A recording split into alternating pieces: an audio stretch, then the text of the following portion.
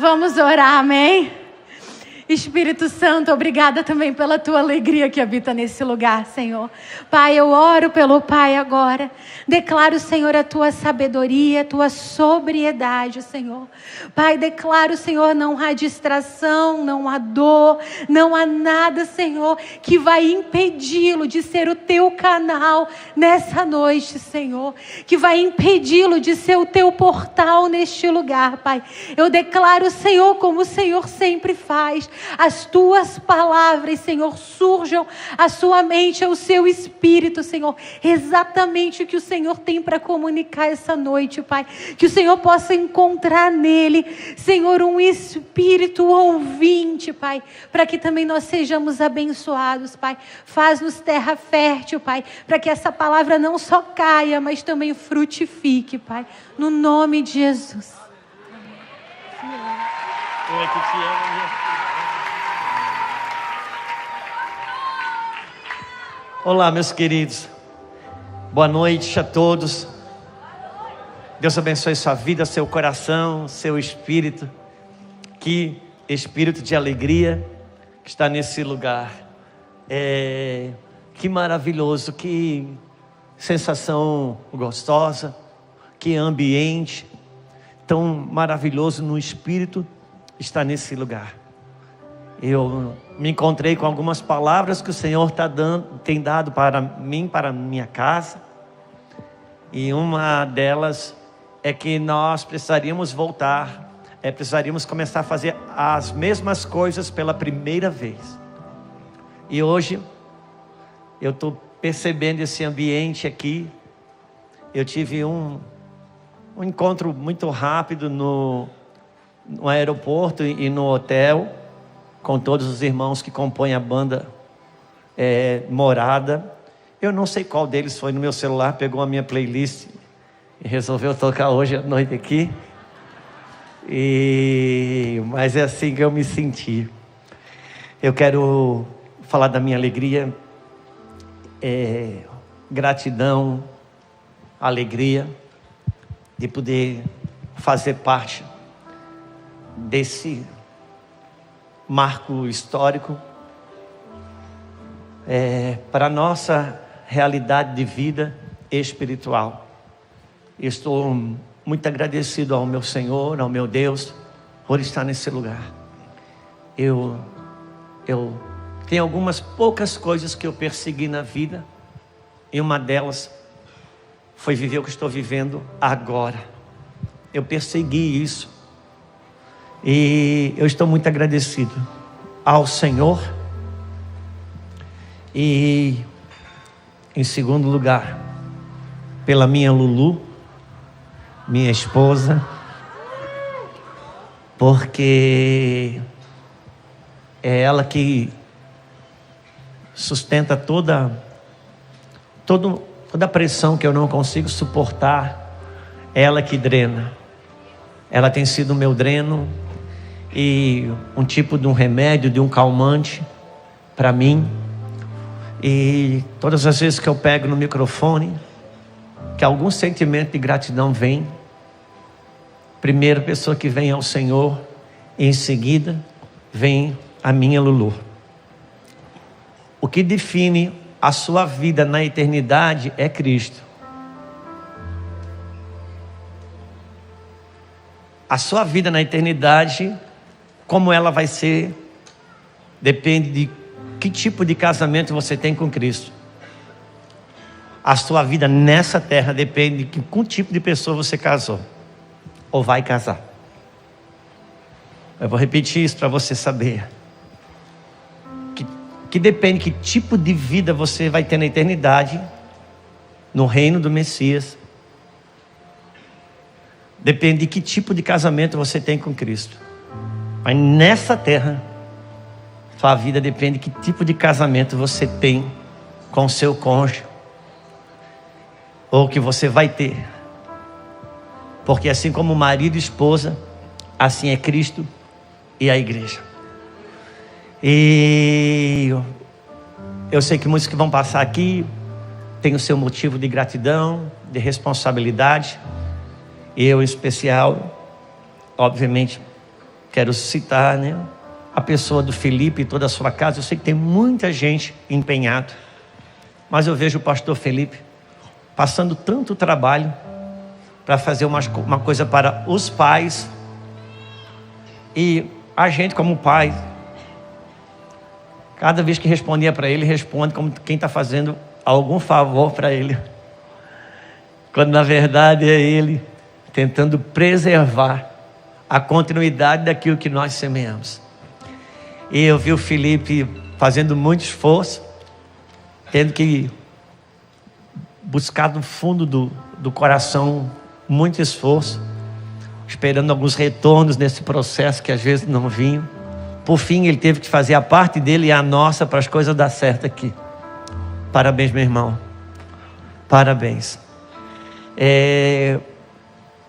Hoje, eu não sei, muito provavelmente eu não quero pregar, porque nossa primeira noite, você viu a quantidade de pessoas que vão passar aqui.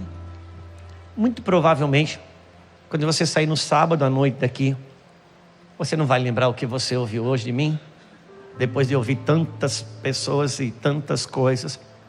Então, eu não vou preocupar em pregar, mas vou repartir um pouco do coração com vocês. Eu persegui esse momento. Quando eu me casei, eu me converti e me casei. Com 1 ano e com 2 anos de casado, nasceu a Isabel. E depois, com mais 4 anos, em pouquinho, nasceu a Sara. E eu trabalhei a minha vida toda no Senhor. Eu sou um cara eu sou de uma família que não alimentou e nutriu nenhum tipo de sonho, nenhum tipo de ambição, nenhum tipo de nada. Às vezes as pessoas confundem isso na minha vida, inclusive com humildade, como se fosse uma virtude, o fato de não ter ambição nenhuma, não ter cobiça de nada.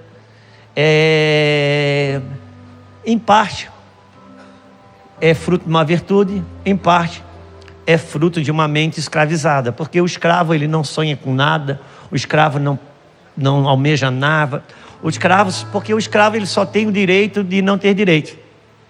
É o único direito que o escravo tem, é o de não ter direito.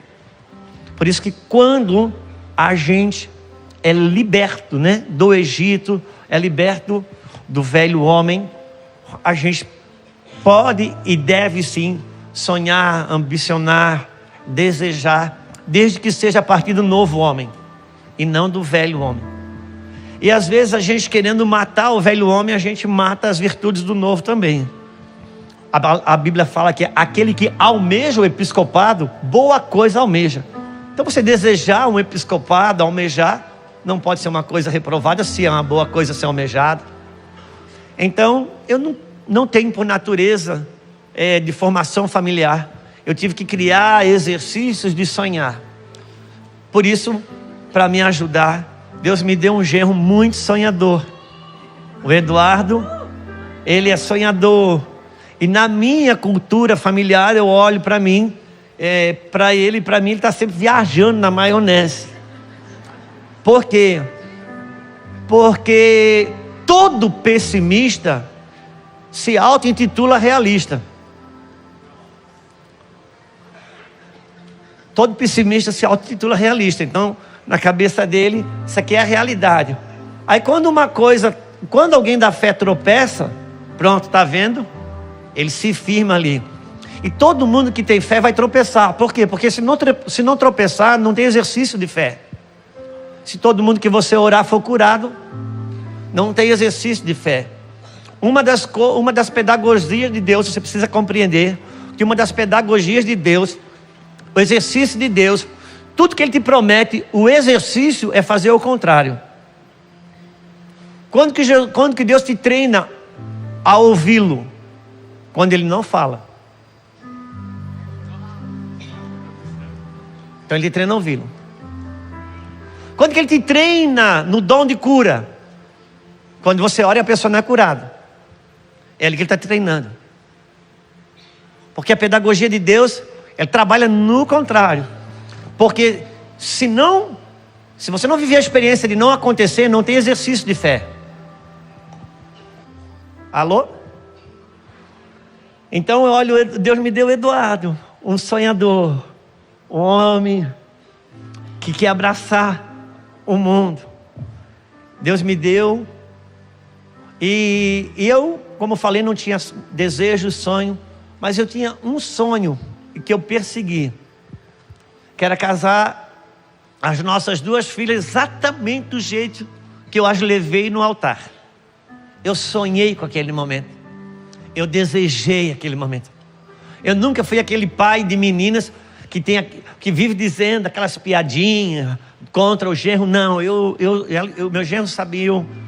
Antes dele chegar, eu já amava, eu já orava. Eu nunca falei nada para elas. Nossas duas filhas, elas sempre tiveram um espírito de liderança. A Isabel liderava até a diretora do colégio. A Sara foi líder de sala de aula desde a 5ª série até acabar. Elas têm faculdades, as duas são empresárias. Mas eu não criei nem a Isabel nem a Sara para um ministério e nem para uma carreira. Eu sempre criei as duas filhas para um homem. Quando elas cresceram, a minha oração é: Deus, aonde está o teu homem? Porque o meu já sei como é que é, mas eu quero o teu. Porque a mulher Deus fez para o homem. E nunca queira mudar isso na Bíblia. Nunca queira mudar as propostas da Bíblia. A mulher que não sabe ser para um homem, jamais saberá ser para Cristo. E Deus me deu 2 genros maravilhosos, inexplicavelmente maravilhosos, crentes os dois, ricos de fé e de temor, e era tudo que eu desejava. Então quando eu as levei no altar, quando levei a Isabel e logo em seguida levei a Sara, eu digo: agora acabou, não tem mais nada, eu posso morrer. Igual o Simeão entregou, apresentou o bebê e disse: pode ir embora, porque eu não tinha mais sonho, não tinha mais nada. Mas os meus sonhos manteve de uma geração de filhos, de crianças que crescessem, atingissem a adolescência e entrassem na juventude, não para ser igual a nossas filhas e nossos genros, mas que chegassem no altar do seu casamento como um grande prelúdio da boda do Cordeiro. Porque todo casamento é um ato profético sobre aquele dia. Por isso ele precisa espelhar aquele dia. Não profane o evangelismo sobre a boda do Cordeiro. Ele vai vir buscar uma igreja sem mácula, sem ruga. Então eu sonhei com esse momento. Meu coração está voltado para os adolescentes, os jovens. E tanto que a nossa galera lá da igreja local está aí. Eles são minha paixão lá na igreja local. Eles sabem disso. Porque eu gemi por essa geração de jovens. Eu gemi quando elas eram crianças. Eu tentei falar para os pais da minha geração que o caminho que eles estavam tomando como pai e mãe não ia dar certo no futuro. Mas eu não podia provar, porque nossas filhas ainda eram crianças. E eu Sofri tanta pressão, que em alguns momentos eu achava que eu podia estar errado, inclusive, mas eu disse, não, eu vou permanecer nisso que eu estou crendo. E quando as nossas meninas eram bebês, e eu ensinava os pais de bebês, elas diziam, não, espera, pastor, daqui a pouco elas são crianças, vão começar a ter vontade própria, você vai ver. Pois elas se tornaram crianças e a gente permaneceu ali. Pastor, espera, daqui a pouco elas vão ser adolescentes, aí você vai conhecer o que é. Pois elas foram para a adolescência. E está tudo bem, ninguém experimentou crise de filho adolescente. E eles dizem, não, a hora que elas entrarem na juventude, que elas não precisarem mais dar satisfação para você, você vai ver. E eu disse, não é possível. Não é possível. E eu guerreei, falei com os pais dessa geração. E hoje tem uma parcela de jovens que me ouvem. Não é porque a minha mensagem é para jovens, é porque eu luto por essa geração de jovens. Desde quando eles nasceram, eu guerrei por eles, desde quando nasceram. E hoje não adianta, Deus colocou algo no meu espírito. E eu vou pedir para você abrir a sua Bíblia em Marcos capítulo 9. E eu quero conversar um pouquinho com vocês. Aquilo que recentemente eu conversei com os pastores, com os pais. Com os pais eu já falei. Hoje eu vou falar com os filhos. Mas eu estou em especial muito feliz de ver alguns homens que estão aqui hoje, que há poucos anos atrás era um símbolo de uma juventude, e hoje já são pais dela. Tem algumas pessoas especiais que tem um lugar de muita honra no nosso coração e respeito.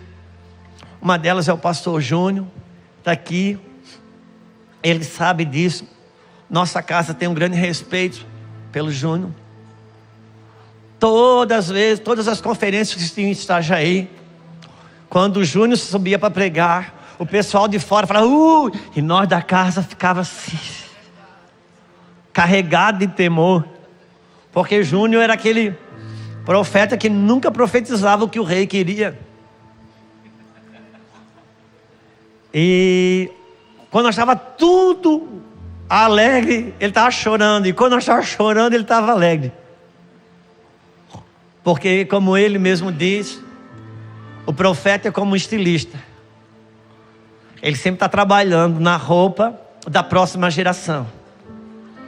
Então, quando está todo mundo vestindo roupa de inverno, ele está desenhando roupa de verão. Por isso que ele nunca é muito compreendido, porque ele anda numa estação, a próxima estação. Em Marcos capítulo 9, como eu falei, eu não estou na propensão de pregar, mas de conversar rapidamente com vocês que saíram das vossas casas. Eu não acredito sinceramente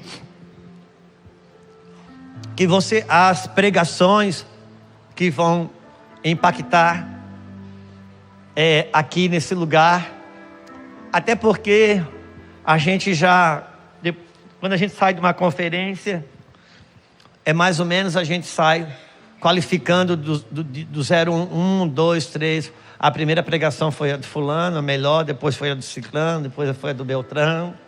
E sair qualificando a pregação não é o tanto que importa, porque você faz parte de uma geração no universo da igreja, uma geração a geração que veio antes de você, que é a minha, eu estou aqui como réu, confesso, nós nos tornamos consumidores de uma mensagem. Consumidores de mensagem. Sabe quando você vai no cinema, você entra lá, assiste aquele filme, estreou, você estava lá, e o filme foi tão impactante, era uma estreia, nem você esperava como que seria, porque era novidade. Você vai, aquele filme você riu, você chorou, você aprendeu uma lição de vida. Uau, é algo tão emocionante. Quando acendeu a luz, você estava todo envergonhado, chorando daquele jeito e tal. Só que quando você sai dali, pisou o pé fora do cinema, era uma história, era um filme. Sua vida sai dali, você vai continuar o que você vive, o que você gosta e ponto final. Porque foi só um filme. Nós nos tornamos mais ou menos assim. Vamos numa conferência, consumimos aquela mensagem, ali a gente ri, ali a gente chora. Mas quando sai dali, sai mais ou menos como quem saiu do cinema. Aquilo foi um evento que aconteceu lá dentro. Mas essa não é a proposta do Evangelho. A proposta do Evangelho é que cada palavra que eu ouço, que vem de Deus, ela vem para me deslocar do lugar. Porque essa é a proposta da revelação. Me tirar de um lugar em Deus e me colocar no outro lugar nele. Por isso que quando você recebe uma revelação e você não se desloca, você não se move, alguma coisa morre dentro de você. E de revelação em revelação, sem se mover, com o passar do tempo, você sabe muito e tem pouco. E ao invés daquele de fazer bem, te faz mal. Porque melhor que não soubesse. Houve um tempo que a igreja brasileira padecia por ignorância. Hoje não, hoje ela padece por aquilo que ela sabe e não tem coração para responder. Porque a gente sabe, são muitas as revelações hoje. Só que a Bíblia fala que ele veio para os seus e os seus não o receberam. Mas tantos quantos o receberam, deu-lhe o poder de se tornar filho de Deus. Não é tantos quantos o estudaram, tantos quantos os pesquisaram, mas tantos quantos o receberam. Por quê? Porque o que você sabe, aquilo que você aprende, põe isso no teu espírito, te remete ao que você sabe. O que você recebe te remete ao que você tem. E você pode saber muitas coisas do universo de Deus, mas na hora do estreito, você não vive do que sabe. Na hora do aperto, você vive do que tem. É tantos quantos o receberam. É o quanto de transferência tem nisso. Por isso não são as palavras pregadas aqui que vão fazer a diferença, mas o quanto que você se permite ser transferido do Espírito pelo qual a palavra encarna. Quando uma palavra ministrada sai do céu, ela não vem aqui te abençoar. É importante que um homem e uma mulher de Deus saiba disso. Porque a palavra de Deus é como a chuva, é como a neve, que ela cai na terra, ela não volta vazia. Ela vem pegar essa terra, ela vai buscar de volta alguma coisa. Por isso que ela não volta vazia. Deus, quando libera uma palavra do púlpito, a palavra não vem aqui te abençoar. A palavra vem aqui te pegar e te levar para aquele lugar onde ela nasceu. O recurso está lá. Passa pelo pregador, passa pelo ministro, mas o recurso está lá onde nasceu a palavra. Se eu não subo e não vou lá, eu só me torno um consumidor. Então quero declarar que haja transferência, como aconteceu aqui. De poucos segundos, várias pessoas ser curadas.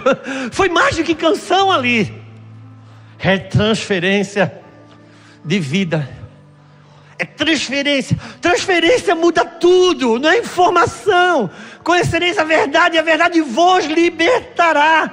Conhecer a verdade é diferente de ter uma informação sobre ela. Por quê? Porque na Bíblia Sagrada, conhecer o que é? Vai em Gênesis que você vai ver a lei da primeira menção. Conhecer a verdade na Bíblia Sagrada está ligado ao mesmo movimento de um homem que se deita com uma mulher e nasce alguém. Então Adão conheceu Eva e Eva teve um filho. Então conhecer na Bíblia não é receber uma informação, é uma união tão profunda do qual uma junção que existe dali nasce, é gerado um fruto ali. Conhecereis a verdade vos libertará. É isso que o Senhor Jesus está dizendo. É você entra no seu quarto, fecha a porta atrás de ti. Como o marido e a esposa fazem quando você conhecer. Então ele entra no quarto. Quem é filho aqui sabe. Quando você chega no quarto do pai e da mãe, que os dois estão lá dentro e a porta não abre, labassúria, meu irmão. Entraram no quarto para se conhecer. E é assim que acontece. É assim que acontece. Os filhos podem disfarçar que não sabem, mas sabem que aquela porta nunca está fechada. Trancou, aleluia. Porque entraram ali para se conhecer. E assim como um homem entra no quarto para conhecer a sua esposa, e depois de um tempo de conhecimento, algo dentro dele é depositado, é jorrado dentro dela, e se pega num momento de fecundação, fértil, ela engravida, e depois desse conhecimento nasce um filho. Quando Jesus fala, conhecereis a verdade vos libertará, não é fruto de pregação, não é você petiscar a verdade, é você pegar a verdade de Deus, entra no teu quarto com a verdade de Deus, leia as escrituras, a verdade está ali, você ali se deita com as escrituras como o marido deita com a esposa, beija a escritura como o marido beija a esposa, fica nu diante dela como ele fica com a esposa, e essa verdade vai jorrar uma semente dentro de você. Sabe o que acontece?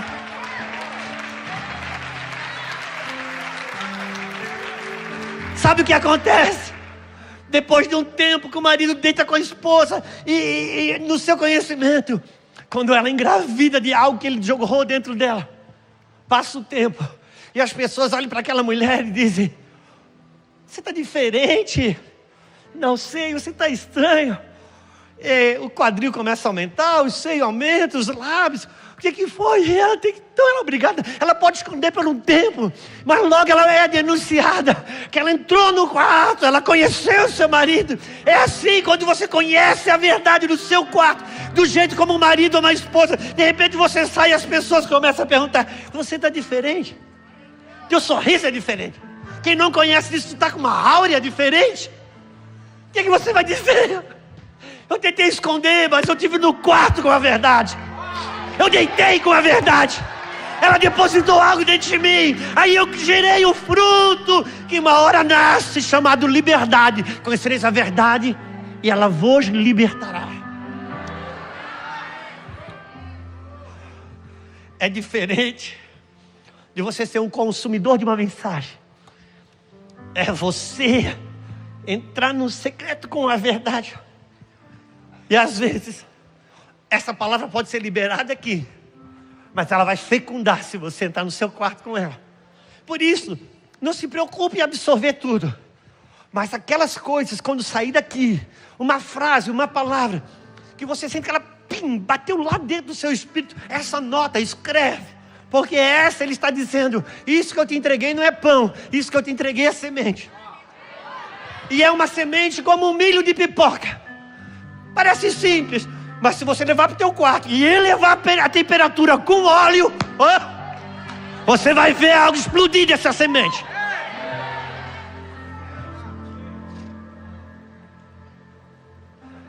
E que assim seja nesses dias aqui. Então, eu quero ler rapidamente capítulo 9 de Marcos. Isso aqui é uma palavra para pais, mas eu preciso repartir com os filhos, para que entendamos e coloquemos todos na mesma página. O que vamos falar agora muito rapidamente não é uma pregação, é uma realidade dos nossos dias, e o que você puder receber isso, então que você receba. Capítulo 9. Versículo 9 de Marcos. Desceram do monte, ordenou-lhes Jesus que não divulgasse as coisas que tinham visto, até o dia que o Filho do Homem ressuscitasse dentre os mortos. Eles guardaram a recomendação, perguntando uns aos outros: o que seria o ressuscitar dentre os mortos? E interrogaram Jesus dizendo: por que dizem os escribas ser necessário que Elias venha primeiro? Pois bem, havia uma pergunta. Os escribas estavam pressionando Cristo, os discípulos de Jesus. Os discípulos de Jesus dizendo: ele é o Messias. Ele é o Cristo. Ele disse, mas como? Não pode. Porque está escrito que Elias tem que vir primeiro. Então havia uma discussão teológica ali. Versículo 14.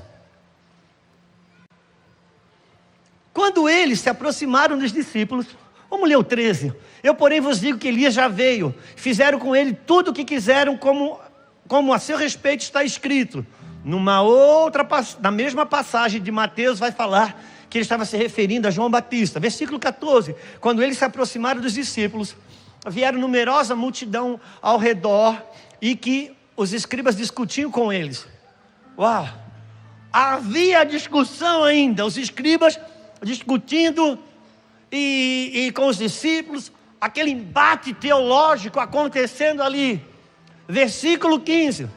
E logo toda a multidão, ao ver Jesus tomada de surpresa, correu para ele e o saudava. A multidão tomada de surpresa. Porque em um lugar onde só se debate teologia, quando Jesus chega é uma surpresa. Lugar onde só discussão teológica, quando ele chega é uma surpresa. E continua o texto dizendo, então, ele interpelou os escribas, que é que discutis com eles?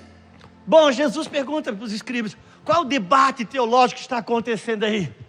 Qual é a discussão sobre Elias em primeiro, ou coisa do tipo? Versículo próximo.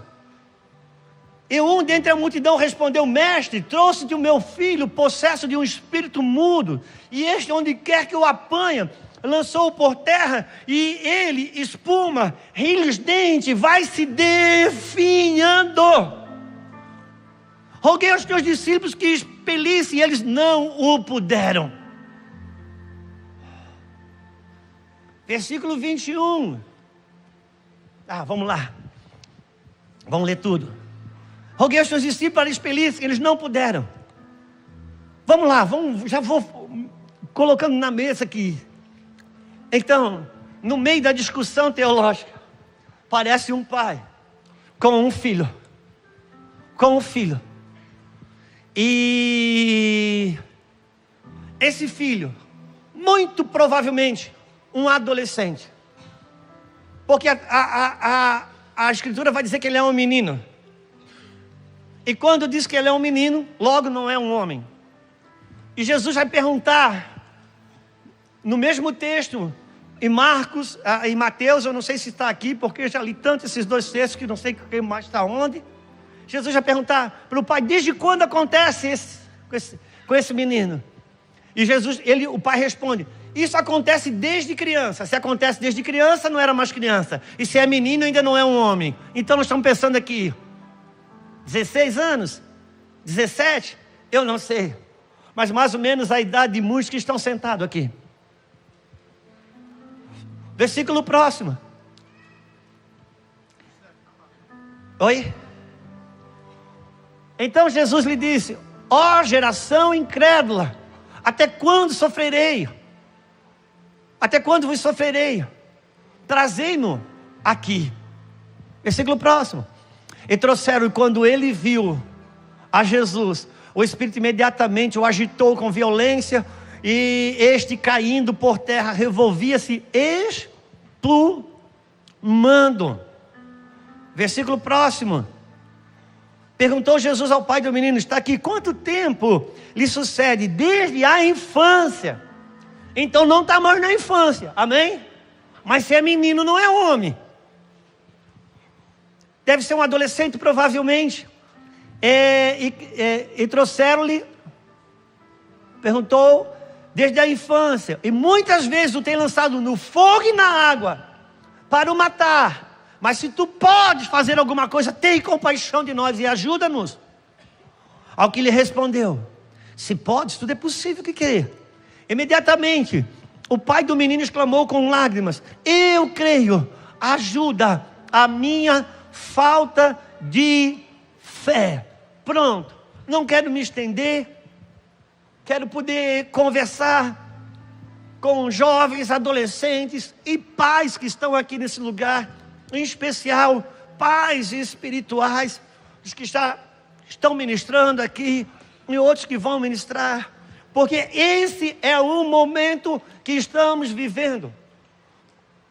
No outro texto que está em Mateus, Jesus diz: ó geração incrédula e perversa.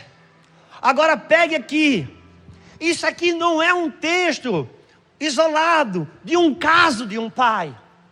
Não, não é. Quando Jesus diz, ó geração incrédula, Ele está falando de uma situação daquela geração. Vou repetir isso aqui. Não é um caso isolado de um pai com um filho. Jesus diz, ó geração perversa e incrédula. Então, era uma questão daquela geração. Enquanto a igreja discutia teologia, acontecia algo aqui. Mas vamos lá, não era só o movimento da discussão e debates teológicos. Eu não estou reprovando o ensino, muito pelo contrário. Eu sou um cara que tenho muito mais proveito na mesa, em conversações e construções de raciocínios e verdades, do que ir com o microfone pregando. Mas o debate teológico, a discussão teológica, aquela que o apóstolo Paulo reprova e pede para que não aconteça, só que é o orgasmo dos nossos dias. Fazer perguntinha na caixinha para ver de que lado você está, qual é a sua opinião sobre isso.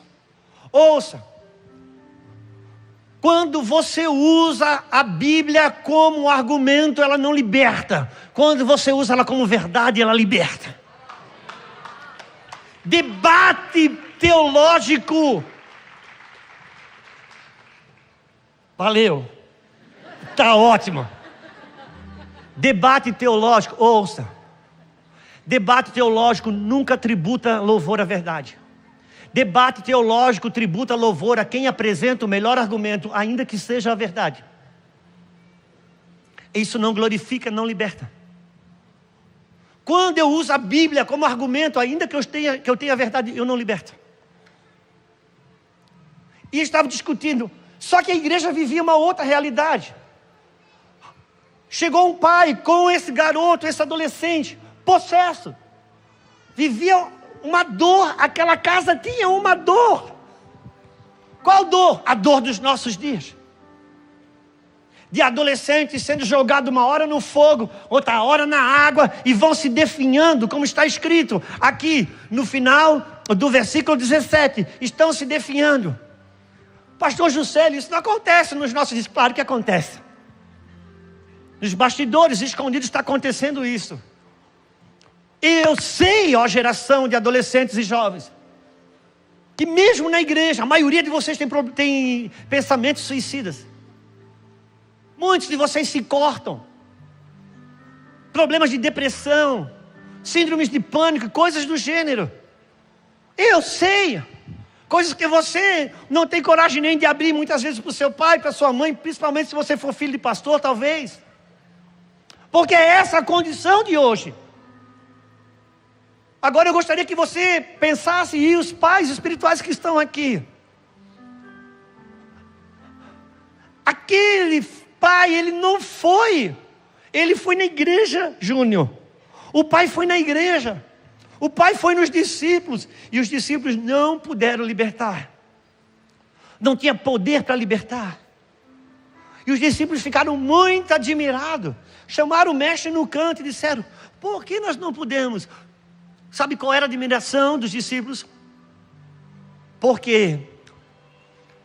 Porque em João, se você puder, o irmão que está lá olhando para nós, abre lá para nós bem rapidinho, João capítulo 10.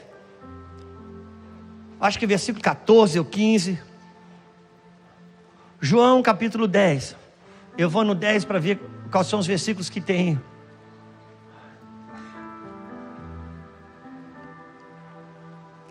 Deixa eu ver se é João 10 mesmo. Perdão, é Lucas 10. O João 10 fala sobre o bom pastor. Lucas 10. Eu quero saber se é o capítulo 14, 15. Eu vou pegar bem rápido para você. Como eu falei, eu não quero me estender, e não quero me estender mesmo. Não sei o quanto que eu vou conseguir honrar isso. Lucas capítulo 10, vamos lá. Versículo 1 mesmo. Versículo 17.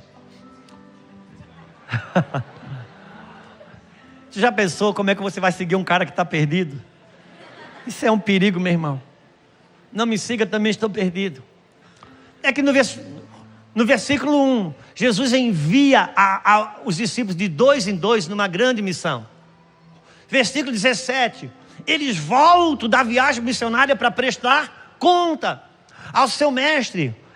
Então regressaram os 70, possuídos de alegria, dizendo: Senhor, os espíritos, os próprios demônios nos submetem pelo teu nome. Mas ele disse: eu vi Satanás caindo do céu como um relâmpago. Próximo. Eis aí, vos dei autoridade para pisar de serpentes, escorpião, e vão-se embora. Nada vos causará dano. 20. Não obstante, segura esse versículo aqui. Não obstante, alegrai-vos por isso, porque os espíritos vos submetem, sim, porque os vossos nomes estão arrolados no céu. Eu queria que você pensasse sobre isso, ó jovem, e os pais que estão aqui. Eles voltaram da grande missão.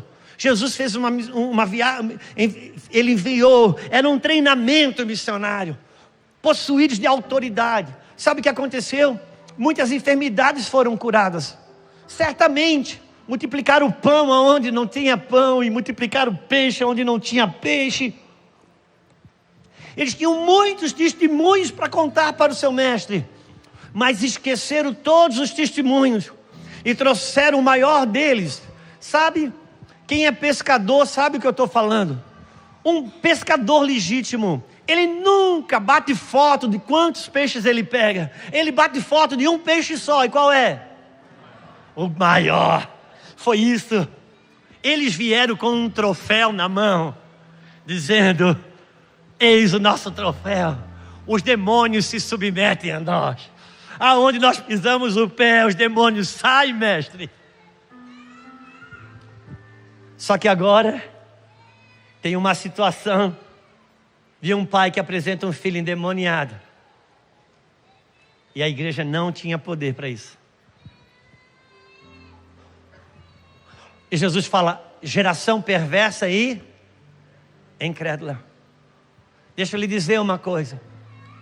Muitos de vocês que estão aqui servindo a Jesus estão sendo atormentados, e eu sei.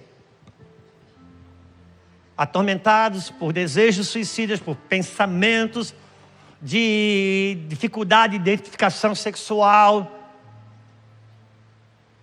atormentado por desejos lascivos.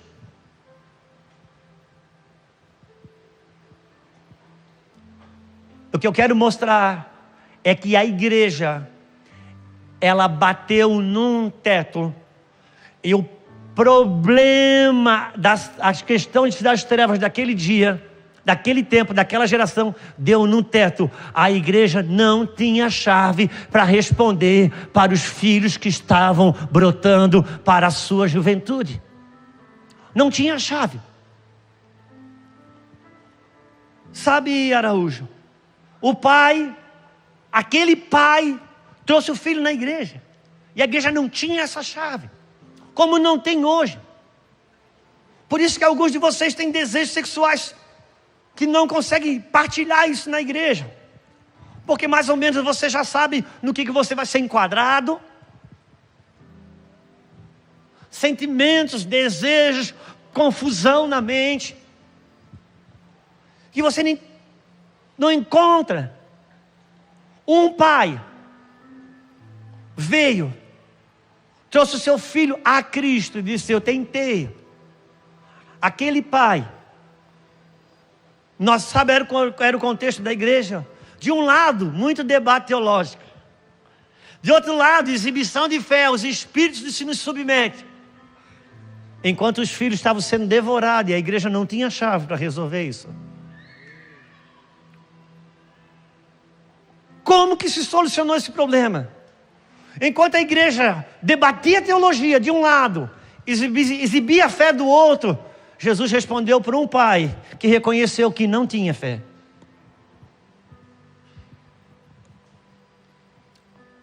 Se revelou e respondeu para alguém que reconheceu que não tinha a resposta. Aquele pai estava dizendo e clamando como muitos pais dos nossos dias. Chegou para Jesus e disse: Rodolfo, Senhor Jesus, eu tenho fé para pagar os estudos dos meus filhos.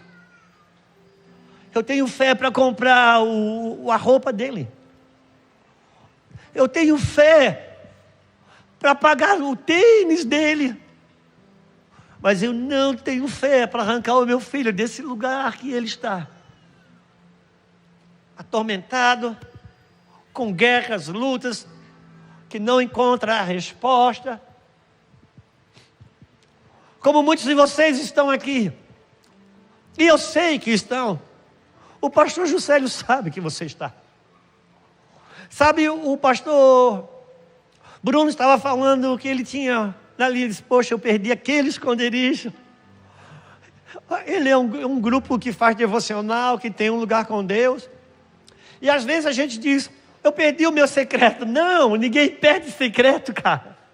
Ninguém perde secreto. Todos nós temos um secreto. A gente muda de secreto. Eu tenho meu secreto para me masturbar. Eu tenho meu secreto para ver pornografia. Eu tenho meu secreto para comer uma coisa escondido que ninguém pode saber. Eu vou lá comer escondido. Todo mundo tem secreto. Ninguém fica sem secreto. A gente muda de secreto. Só tem um secreto que traz libertação. Então esse você sabe qual é. Então ele está arrancando a gente do secreto para devolver para o secreto. Quantos estão comigo? Então vamos lá. Deixa o pastor Juscelio avançar um pouquinho mais. Hoje, nós, como igreja, não temos a chave completa para trazer vida para muitos dos nossos filhos e alguns deles que estão aqui. Como que se resolveu esse problema? Aquele pai era mais do que um pai biológico, porque aquele filho era mais do que um filho biológico. Aquele era uma representatividade do quadro daquela geração. Enquanto a igreja de um lado exibia fé, do outro lado debatia teologia, havia um clamor nos lares de pais e mães que estão vendo seus filhos escoarem na dor, no medo, na insegurança, e não havia cura, libertação para isso. Então aquele pai resolveu clamar ao Senhor e dizer: Senhor, se tu podes. E ele disse: se eu posso, tudo é possível que crê. Ele disse: eu creio, mas a medida de fé minha não consegue tirar meu filho, minha filha desse lugar. Então ajuda-me a minha fé. Então Jesus saiu do debate teológico, saiu da exibição da fé e entrou no clamor de um pai geracional que clamava a Cristo. E aonde um pai geracional clama, tem filhos libertos. Aonde um pai geracional clama, tem jovens libertos. Aonde um pai geracional clama, tem libertação. Por isso que você se conecte com um pai geracional. Talvez não brote da sua própria casa, que bom se brotasse, mas entenda, a paz geracional hoje, clamando diante do Senhor por você. Olha o que disse Paulo a Timóteo. Meu Deus, você sabia que Timóteo, ele tinha uma marra? O que é uma marra? A gente, todo jogador, todo mundo que é muito bom numa coisa é meio marrento. E Paulo tinha uma marra. Paulo não discipulava quem ele não ganhava para Jesus. Ele deixa escrito: eu não trabalho em terreno alheio. Só que o cara que é sucessor dele, ele não ganhou para Jesus. Ele diz assim, ele olhou em Timóteo e disse: cara, esse cara que eu não ganhei para Cristo, mas ele é de terra fértil. Então ele escreve: Timóteo, Aquela fé que primeiro esteve na tua mãe, primeiro esteve na sua avó, e depois na sua mãe. Essa fé, te aplica nela, meu filho. Por que Paulo discipulou Timóteo se não ganhou Timóteo para Cristo? Porque o pai de Timóteo era grego. Ouça, se você tem fé que você abraçou, que serviu para manter você despertado para Cristo, e se você segurar essa fé, Deus levanta um Paulo para preencher a lacuna de paternidade que falta, como Ele fez na vida de Timóteo. Então uma fé de uma avó, uma fé de uma mãe, isso tem muito poder em seu efeito. E quando ela é preservada, Deus levanta um Paulo, um homem, para ocupar uma lacuna de paternidade. Eu quero que você saiba que tem homens nessa geração clamando por você. Eu não sou o único, mas eu sou um deles que tenho clamado pela sua vida. E saiba, procure você que é do mundo online. Aproveite, reconheça os pais espirituais que estão clamando por você. Você vai saber quando você tocar na unção de um homem desse, você sabe que você se sente amado. Você se sente, esse cara me conhece.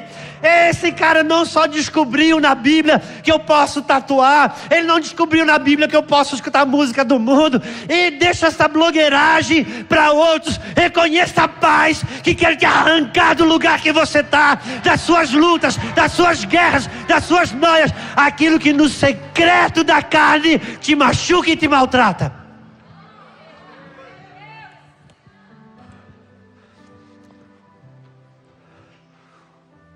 Eu persigo conexão geracional. Por isso está aqui minha filha Isabel, minha primogênita. O Eduardo. Estamos construindo algo tão lindo. Eu e o Eduardo, um é água, o outro é vinho. Às vezes eu machuco ele, às vezes ele me machuca. Mas nós estamos com algo muito acima disso. Um pacto. Como eu já falei em alguns lugares, eu volto a repetir. Sabe, quem conquistou Canaã não foi uma geração velha, uma geração idosa, não. Foi uma geração nova que entrou em Canaã, a geração jovem que entrou em Canaã. E quando ela chegou lá, quando Josué foi repatriar a terra, Caleb se levanta e diz: olha, sabe de uma coisa? Eu já estou com 80, muito provavelmente Josué vai dar o meu pedaço de chão para alguém. Que eu já estou velho, ele acha que eu não quero mais nada.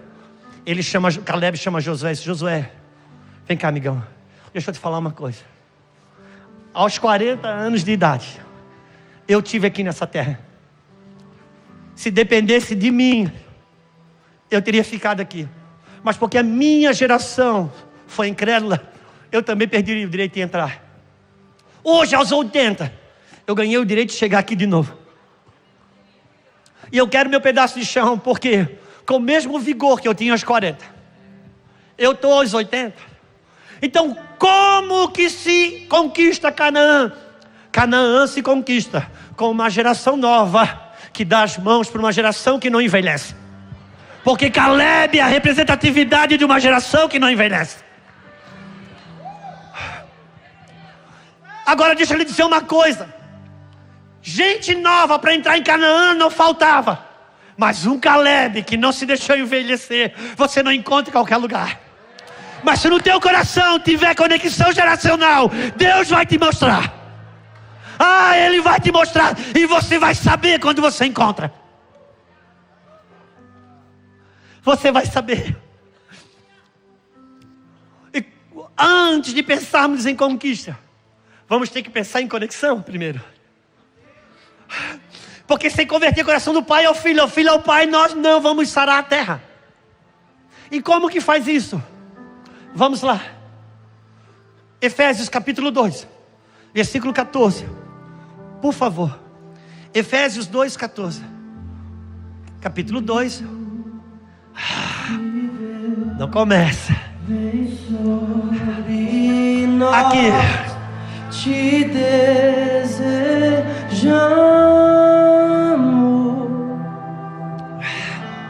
Capítulo. Vamos lá, já vamos entrar nisso aí. Capítulo 2, versículo 13. Versículo 13. Peguei o 14. Mas agora em Cristo Jesus, vós que antes estavas longe, antes fostes aproximados pelo sangue. Versículo 14. Porque Ele é a nossa paz, o qual de ambos fez um, tendo derrubado a parede que estava no meio. Vírgula. Que parede? Que parede? Uau! Quer dizer que Jesus rasgou o véu para derrubar a parede da inimigo. Uau! Quer dizer que aquele véu no templo, que significava que Deus e o homem estavam separados, porque Deus e o homem agora eram inimigos. Por isso não precisa colocar na Bíblia não aí. Romanos capítulo 5, versículo 1. Vai dizer que pelo sangue de Cristo, agora temos paz com Deus. Temos paz com quem? Se eu tenho paz com Deus é porque eu estava de mal com Ele. Eu estava brigado com Ele. Mas em Cristo Jesus nós voltamos a ficar de bem. Isso está no versículo 1.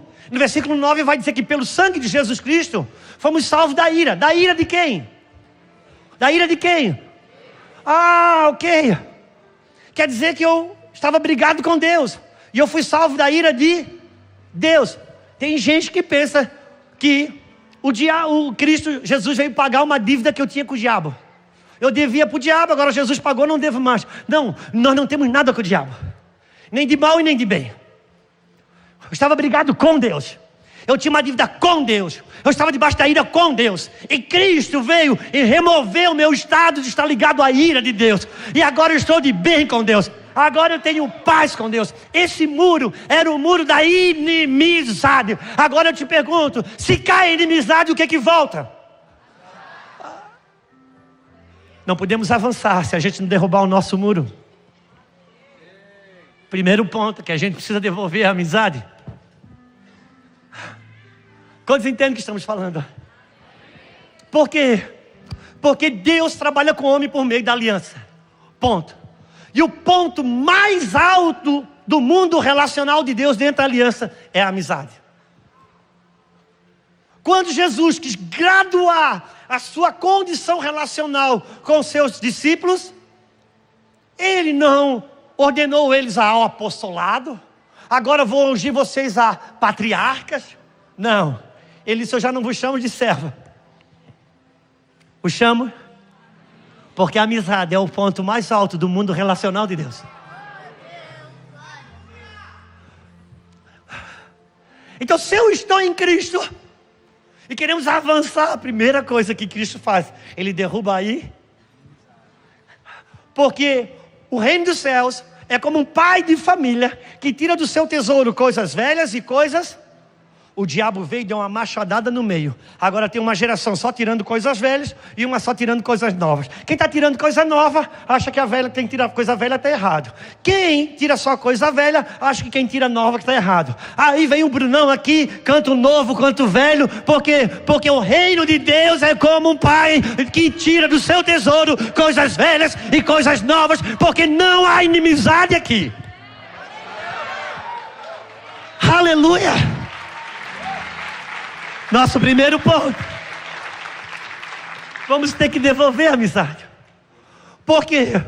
Porque o véu foi rasgado para devolver relacionamento. Só que o que acontece?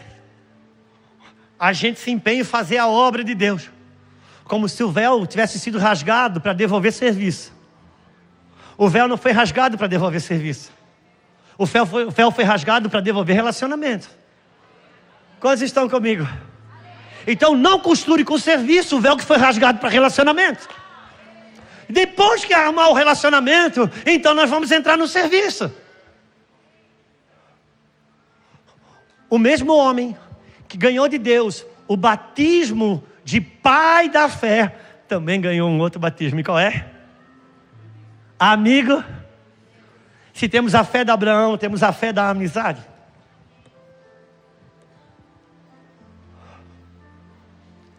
Ninguém tem maior amor do que esse.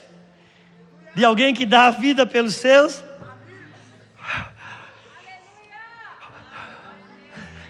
Eu estou aqui para dizer, não tenho barreira com você, jovem. Atura o velhinho aqui um pouquinho.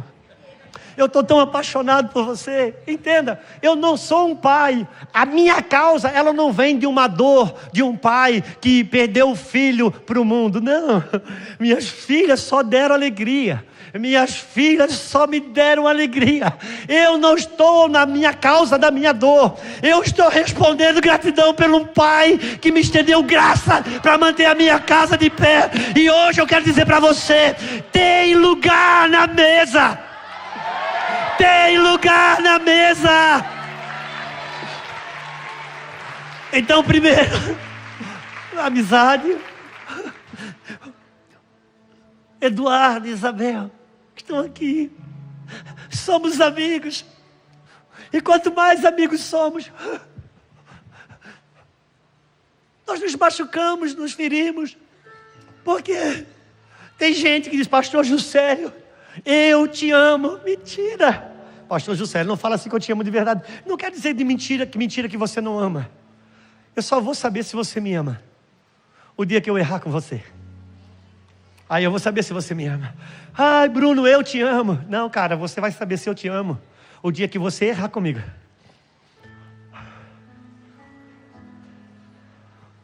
Eu estou aqui para dizer, vamos trabalhar primeiramente para a quebra de todo o muro de inimizade. A conexão geracional vai precisar acontecer. Olha o que diz, volta lá no Efésios capítulo 2, versículo 14. Olha o que vai falar. Põe para nós lá. Eu quero encerrar. Efésios 2,14. Coloque para nós aqui. Porque Ele é a nossa paz. Ele derrubou o muro da inimizade. Versículo próximo. Aboliu na sua carne a lei dos mandamentos na forma de ordenança, para que de dois criassem em si mesmo um novo homem, fazendo a paz. Segura aí. Deixa eu lhe dizer uma coisa. Jesus disse que Ele não veio abolir a lei. Agora Paulo vem dizer que Ele veio abolir a lei. Eu preciso conhecer a teologia de Paulo e a teologia de Jesus, porque ele disse, eu não vim abolir a lei. Paulo disse, ele aboliu a lei. Não, Paulo não disse que ele aboliu a lei. Aboliu na sua carne a lei dos mandamentos na forma de ordenança. Por quê? Porque onde não tem amizade, fica só a regra. Ele veio derrubar a regra, ele não veio derrubar a lei. Mas se não tem amizade, fica só a regra. É pesado. É pesado. Às vezes quando a gente tem que fazer uma coisa difícil, às vezes uma coisa sacrificial, vamos pensar assim. Quem aqui sabe que precisa fazer academia, mas não suporta? Levanta a mão. Pronto. Pastor Felipe, um excelente exemplo. Cara, você não suporta fazer academia, mas precisa fazer, fruto da sua responsabilidade. Aí de repente você diz, Juca, vamos fazer academia comigo. Cara, ele fugiu da responsabilidade? Não, mas a presença do amigo arranca o peso da responsabilidade. O amigo alivia o peso da regra. Deixa de ser, você não foge da responsabilidade, mas o peso vai embora quando entra a amizade. O reino de Deus é semelhante a um homem que colecionava pedras preciosas. Achando uma no campo, foi transbordante de alegria. Vendeu tudo que tinha para comprar o campo. Mas se ele só encontrou regra, não encontrou amizade, ele vai vender o que tem? Não vai. Se vai, murmura. Por quê? Porque quando a amizade fica fora, tudo é pesado, tudo é sacrificial. Eu tenho uma aliança de casamento com a minha Lulu, uma coisa fantástica, é inexplicável, irmão. É inexplicável. Eu tenho as minhas responsabilidades de marido, ela de esposa. Mas sabe de uma coisa? A nossa amizade é a diferença do nosso casamento. Às vezes a gente fica até 2, 3 horas da manhã sentado na cama conversando. A gente no final até ri. Ainda bem que amanhã não tem nada para fazer, né, Juscelia? Deixa eu lhe falar uma coisa. Os casamentos de hoje, pessoas já casam, já, ó. A escova de dente é tua, essa aqui é minha. A metade da cama é tu que arruma, a outra metade eu arrumo. Tu arruma o teu sapato, eu arrumo o meu. Então, eles têm um ajuste de obrigação, mas o casamento fica pesado. Por quê? Porque não é fruto do relacionamento da amizade, é só cumprimento de regra. Quando a inimizade cai, a amizade entra, as responsabilidades não vão embora. Mas é um serviço que é a partir do relacionamento. Quantos estão comigo? Pois eu quero encerrar essa noite dizendo aos jovens que estão aqui. Tem muitos homens e mulheres que choram, que gemem, só não sabem expressar como fazer isso, como entregar, como devolver esse amor que sente pelos seus filhos. Eu quero pedir a você, jovem, tenha paciência conosco. Tenha paciência conosco. Tudo que o diabo quer é nos desconectar. Quando um vagão se desprende do outro, não é só esse vagão que se desconecta da locomotiva. Não. Dali para trás, todos ficam fora. Antes de a gente pensar qualquer coisa, nós precisamos pensar na reconexão. E você que está aqui, você que é jovem está aqui. Você está aqui porque você já crê nessa proposta. Você viu gente no cartaz. O mais novo já não é mais novo. Porque nós estamos indo para um caminho de conexão, onde pai e filhos trabalham juntos. Talvez não vai começar a partir do seu pai biológico, ou a partir da sua mãe biológica. Talvez não seja. Mas você, debaixo de uma consciência, comece a oferecer quebra de inimizade. Mas, pastor, dá um exemplo prático dentro da minha casa. Eu me sinto um pouco desconectado com meu pai e com a minha mãe. Simples. Faça a refeição junto. Pastor, porque tu não sabe a refeição da minha casa. É o seu sacrifício. O ser mais distante de Deus que nós conhecemos, ele tem um nome emblemático. E qual que é? É o nosso I? É o nosso? É o nome que foi dado para o diabo na Bíblia. Então, quem mantém inimizade está num tipo de evangelho que é esse camarada aí que ganhou esse título. Quem vem para Cristo paga preço e sacrifício para se devolver o relacionamento. Nós vamos ter grandes avanços. Eu queria pedir rapidamente para que eu não sei quantos adolescentes do Mevan Campinas está aqui, mas eu queria que vocês viessem aqui um pouquinho. Eu queria que o Eduardo e a Isabel viessem aqui um pouquinho. Sobe aqui. E eu vou encerrar em 5 minutos. Eu sei que essa mensagem está sendo pregada ou transferida. Pessoas talvez estarão assistindo ou estão. Pode subir aqui. Eu queria encorajar a que você se esforce para as quebras de inimizade. Porque é tudo que o diabo começou no Jardim de Éden. Ele criou um padrão de inimizade. Esses jovens aqui, por que eu estou mostrando eles? Porque é a minha jurisdição. Obviamente, pastor Misael, pastora Thaís, estão aqui do Mevan de Itupeva, também com seus jovens estão aí. Eu estou falando que é da casa que eu tenho responsabilidade. Nós não estamos alinhados em teologia. Tem coisas que eu acredito de um jeito, eles acreditam de outro jeito. Você não acredita, você não pode imaginar que todos esses jovens e mais um bom número deles, 8 horas da manhã de um domingo, entre 8 e 8 e meia, eles já estão lá no Mevan para a gente tomar um café juntos. Alguns viajam 30, 40 minutos, alguns viajam 1 hora. Então, para estar às 8, viajar 1 hora, saiu de casa às 7. Para sair de casa às 7, levantou pelo menos 6 e meia. Isso para mim já é avivamento. Um adolescente levantar 6 e meia da manhã de um domingo para ir no culto.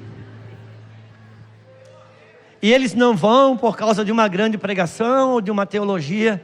Tem coisas que eu falo, às vezes, que eles não concordam. Tem comportamento que eles têm, às vezes eu não concordo. Mas nós temos olhado no olho um do outro. E temos criado uma conexão de amor, de aproximação e de amizade. Porque é assim que começa o Evangelho de Cristo, derrubando a inimizade. E a partir daí fica tudo mais fácil.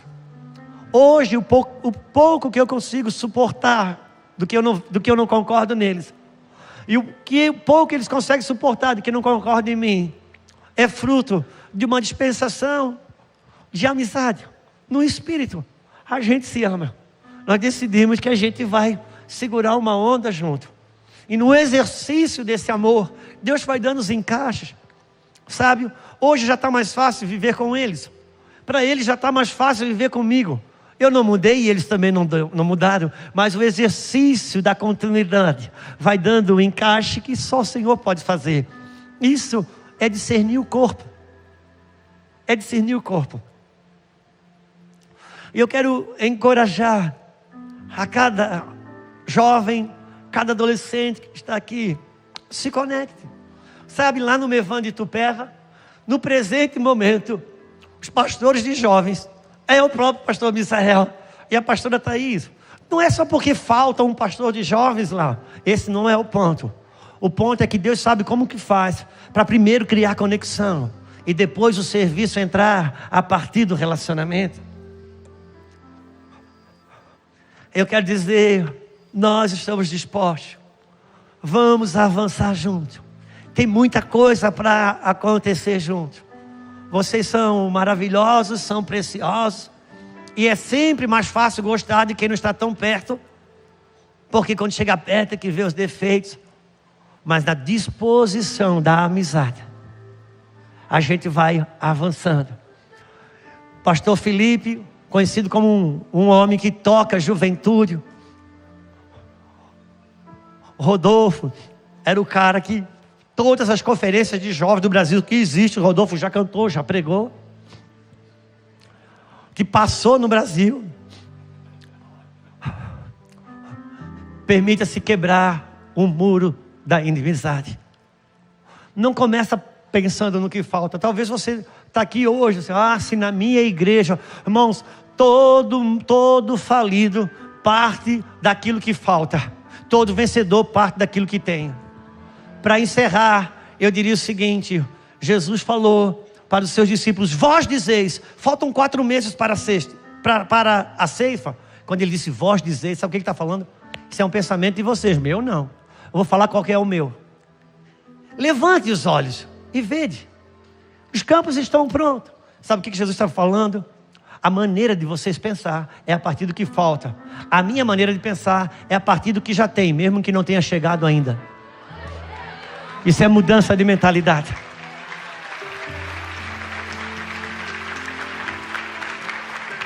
Viva a partir do que creio. Eu quero declarar, eu estou aqui está a parte da minha responsabilidade. Juntos, nós vamos aprender, caminhar, nos unir a tantos outros e levantarmos uma bandeira de conexão geracional. E depois o chamado vai ficar mais claro, o serviço vai ficar mais claro. Jesus disse: alegrai-vos não porque os espíritos vos submetem. Antes, alegrai-vos porque o vosso nome está escrito no livro da vida. Se a minha base motivacional para fazer a obra não foi a minha salvação, eu vou começar a negociar ganho só na força de fazer a obra. Isso é Isso é certo. Seria até um outro assunto para a gente esticar. Mas nós estamos aqui. Eu quero, na palavra da abertura dessa conferência, vamos sair daqui com muros, barreiras e inimizades derrubadas. Então o Senhor dará o anúncio dos avanços que vamos fazer.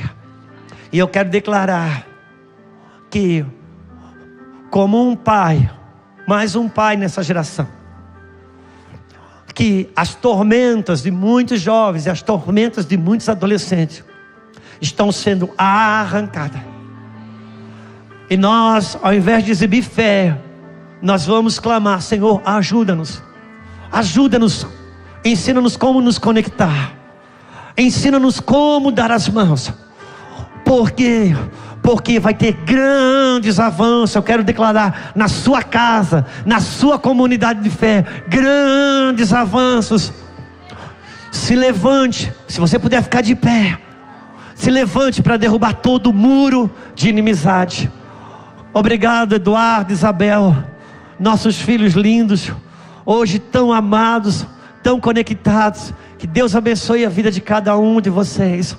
Deus abençoe. Homens passarão por aqui, mulheres passarão por aqui, deixarão depósito. Mas eu quero abrir com a primeira nota dessa conferência. São muros de inimizade caídos e uma grande conexão geracional. Aquilo que a igreja institucional não tem para oferecer, pais dentro da igreja vão entregar um clamor genuíno que faz Jesus se mover. E um teto de bronze está sendo rompido. Teto de bronze, libertações profundas vão acontecer em nome do Senhor Jesus. Amém. Vamos adorar o Senhor um pouquinho. Pastor Felipe Vilela já está na sua dispensação. Senhor, erga suas mãos, vamos orar.